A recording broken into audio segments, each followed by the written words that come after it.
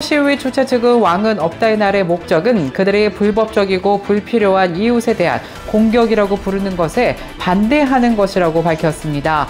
9월 초 시카고 지역에서 미드웨이 블리츠 작전이 시작된 이후 연방 요원들은 1,500명 이상을 구금했습니다.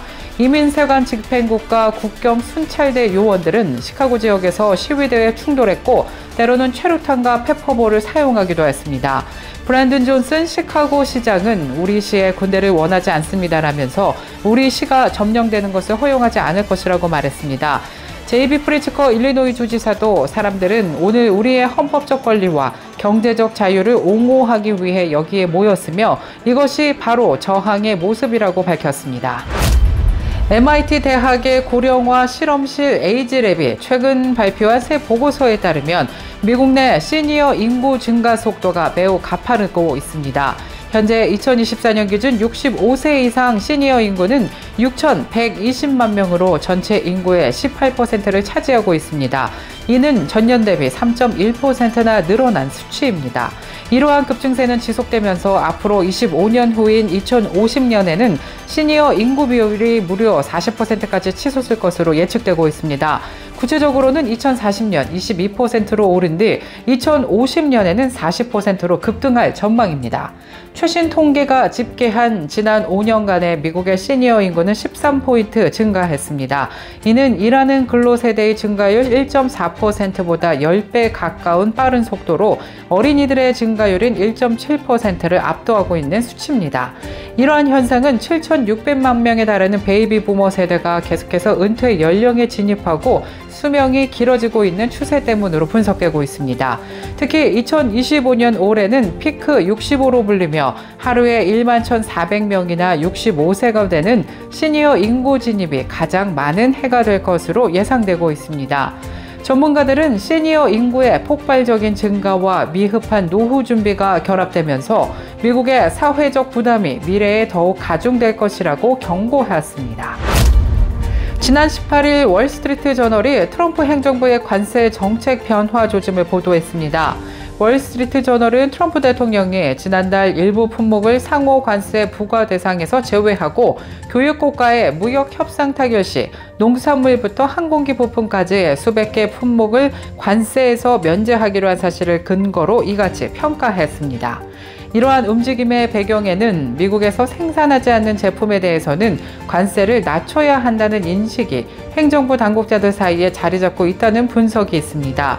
또 행정부의 사고방식에 익숙한 소식통들은 연방대법원이 상호 관세를 위헌으로 판결할 경우에 대비하는 차원에서도 태도 전환이 이루어지고 있다고 보도했습니다. 대법원 소송에서 패소할 경우 행정부가 그간 징수한 상호 관세 상당액을 환급해야 할 수도 있기 때문입니다. 트럼프 대통령은 지난달 행정명령을 통해 금, LED 전등과 특정 광물, 화학 물질, 금속 제품 등 수백 개 품목을 부록2로 지정해서 상호관세에서 면제하도록 지시했습니다. 한편 트럼프 정부가 다음 달 1일부터 미국으로 수입되는 중대형 트럭에 25%의 고율 관세를 부과하기로 공식화했습니다. 이는 미국산 제품 보호와 무역 불균형 해소를 위한 강경책의 일환으로 풀이되고 있습니다. 백악관은 지난 17일 트럼프 대통령이 중대형 트럭과 버스에 대한 관세 부과를 지시하는 포고문에 서명했다고 밝혔습니다. 이에 따라 11월 1일부터 총 중량 14,000파운드 이상의 중대형 트럭 및 부품에는 25%의 관세가, 버스에는 10%의 관세가 부과됩니다. 경트럭과 승용차에는 이미 4월부터 25%의 관세가 적용 중입니다. 이번 트럭 관세는 철강, 알루미늄 관세 등 기존 품목별 관세와 중첩되지 않는 새로운 조치입니다. 특히 주목할 점은 25% 트럭 관세가 최근 트럼프 정부와 무역 협상을 타결해서 자동차 관세를 15%로 낮춘 일본과 유럽연합에도 일단 그대로 적용될 것으로 보인다는 점입니다. 최근 발표된 한 조사에 따르면 트럼프 정부의 재임 기간 동안에도 세계 3대 주요 경제국 순위는 변동 없이 유지된 것으로 조사되었습니다. 순위는 1위 미국, 2위 중국, 3위 독일 순이며 전문가들은 이러한 결과가 글로벌 경기 흐름과 환율 변동이 각국 경제에 미치는 직접적인 영향력을 보여준다라고 분석했습니다. 특히 GDP 순위는 해당 국가 통화 가치를 달러로 환산하는 과정에서 환율 변동에 매우 민감합니다.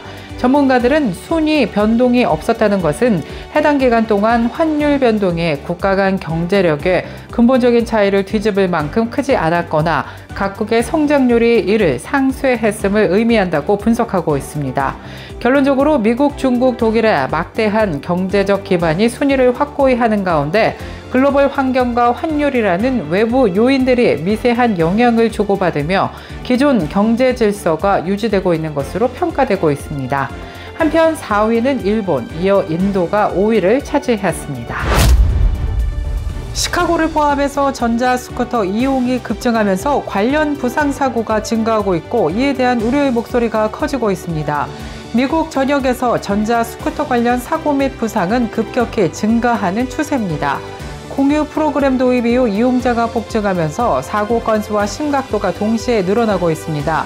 소비자제품안전위원회 및 기타 연구기관의 자료에 따르면 전자스쿠터 관련 부상으로 인해 응급실을 방문하는 환자 수가 지속적으로 증가했습니다. 최근 4년 동안 2020년부터 2024년까지 응급실 치료를 받은 스쿠터 부상자 수는 거의 300% 증가했습니다. 일부 보고서에서는 2023년에서 2024년 사이 전자스쿠터 부상자 수가 80% 급증했다고 밝혔습니다. 2017년부터 2022년까지 마이크로 모빌리티 관련 부상은 연평균 약 23%씩 증가해 왔습니다. 2017년부터 2023년까지 전자스쿠터 사고로 인한 사망자는 164명으로 집계되는 등 사고의 치명성도 간과할 수 없어 우려의 목소리가 커지고 있습니다. 월요일에 전해드린 세븐데이즈 헤드라인 뉴스를 마치겠습니다. 시청해주신 여러분 고맙습니다. 저희는 내일 이 시간에 다시 찾아뵙겠습니다.